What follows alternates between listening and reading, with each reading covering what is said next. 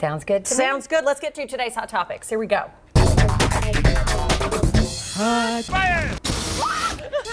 All right, speaking of Dollywood and the Gatlinburg area, an Owensboro man had a close encounter with a family of bears in Gatlinburg. Chad Morris is gaining attention on Facebook following his run-in with the bears last week. Here it is.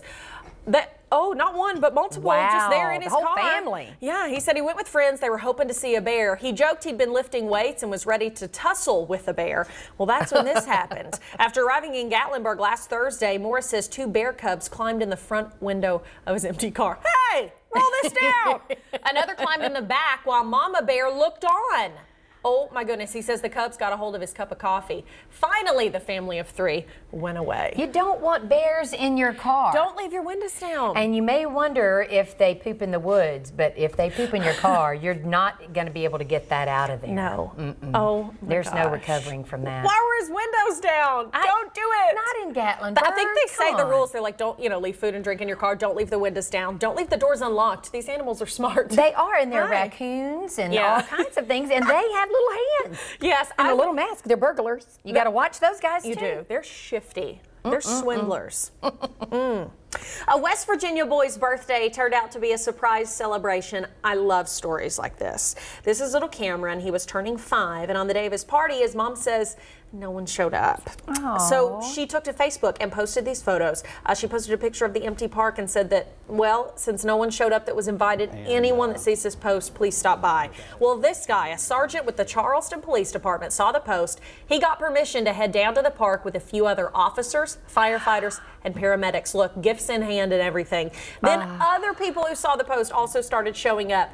Cameron ended up having 30 kids show up to the party, and he received well wishes from people across the country that saw the post. What a sweet little boy. I know. And how wonderful for everyone that had the time and took the time Exactly. to make it a special day for him. Happy birthday, little dude. I know, so sweet. And then, I mean, that's every kid's dream whenever you get to see these like emergency vehicles My and goodness. you get to blow the horn and stuff like that. Yeah, Like, absolutely. that's That's awesome. so cool. I know. I'm glad it turned out that well. Me Good too. on Mom for making sure that she got the word out. Yes, I love that. 23 wins and counting for Jeopardy super champ James Holzhauer. He returned to TV Monday night after a 2-week hiatus. The reigning champion finished his 23rd win with more than $89,000. The 34-year-old professional sports gambler from Las Vegas has more than $1,700,000 in winnings. He has the second longest winning streak in the show's history and the second highest winnings in regular season play. $1,700,000, I should have said. Sorry about that. And Ken Jennings sent him a congratulations tweet out. Yeah, sent him some congratulatory words, which is wonderful. I mean, when will it end? I don't know. He's phenomenal. He is is so intelligent, and he knows how to put his money out there and what to risk. Because that's a lot of the game as well, is the bet or is the wagering and you stuff don't like that. think of it as much with that because typically you're so caught up with, can I answer that question? I don't even know the answer to that. But he is so creative with how he runs the board and how he bets and all of it. I mean, he's just a genius. He is a genius. Like when He's I'm amazing. at home, if I get one right while I'm watching an entire celebrate, episode, don't I'm you? like, I'm a genius. Happy dance. This is amazing. I'm so smart. Feel so good about. Well, your mother's probably saying, "Way to go, honey." She you is. call. You She's call like, your mom, don't you? I do. I say, Yeah, Mom, I know. it's happened. It's don't blame happened. But wow, I just am amazed how anyone, even like him, has such a wide just breadth of information that they know. Everything, because the because those- categories are just The categories nuts. change just day to day, and it's phenomenal that he could have all of that knowledge. Yeah, and how do you even prepare? Like, it's just crazy. How do you even know what to study? It's just nuts. I don't know. In New York, crossing the street while you're texting could soon become illegal. No, we don't mean crossing the street in your car. We mean walking. There's a bill in the New York State Senate right now looking to ban people from using portable electronics while crossing the road. You could face a fine between $25 to $50 if you're caught doing this. The bill was actually introduced in the state assembly last year, but it didn't gain any traction. The transportation committees in both the state House and Senate will have to give the bill a thumbs up before it can go to a full vote. Get this, guys. This is a serious problem. problem. The Governor's Highway Safety Association estimates more than 6,000 pedestrians were killed in traffic crashes last year alone. Wow. Yeah, because it takes your attention off. If just like cars are supposed to look out for you in a crosswalk, you need to look out for cars because you can't always count on a driver, unfortunately, to stop for you in a crosswalk. Well, you would just think the stats alone would be enough for us to pay attention and know not to use our phones when we're in a crosswalk. Well, and in your car too, I'll admit, I've been guilty of texting and driving before. Oh, I have and too. then when I do it, then I'm like, this is so stupid. It's like you're just in, you're doing, and it's dangerous when you're driving. It's dangerous when you're walking. Although it does lead to some funny videos. Yes, people running into poles, falling down. Falling down. That lady into in the mall. fountain. Yes, the fountain. But yeah, it's very dangerous if you're, on a roadway. Please take it seriously. Do it. Be safe. But yeah, we'll see if it actually becomes law. Again, that's in New York State. We'll see what happens.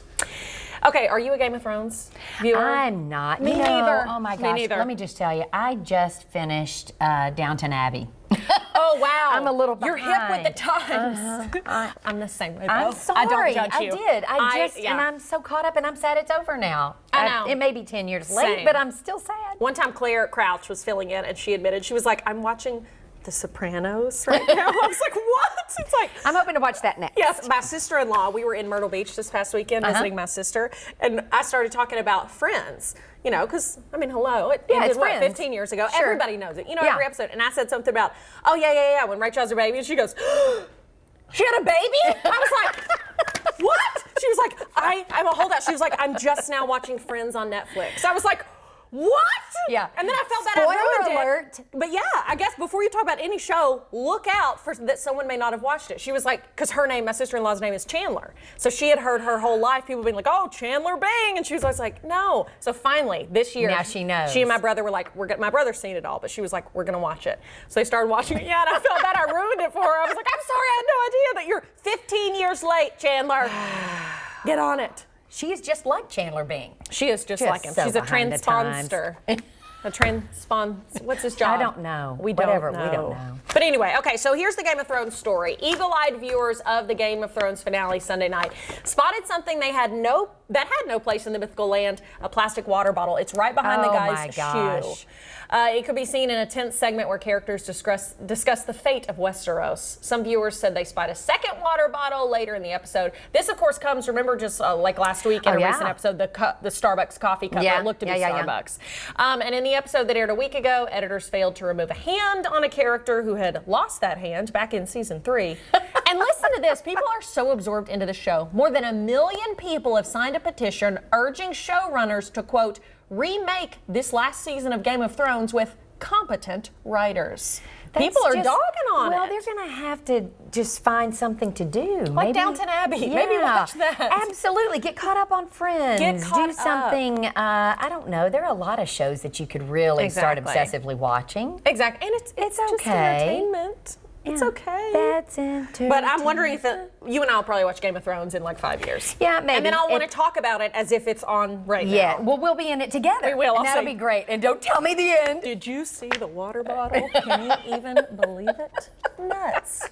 Okay, those are today's hot topics. Stay with us. Still ahead, we're talking fun in the sun at Dollywood. And we're taking a look at the latest expansion at Dollywood Wildwood Grove next.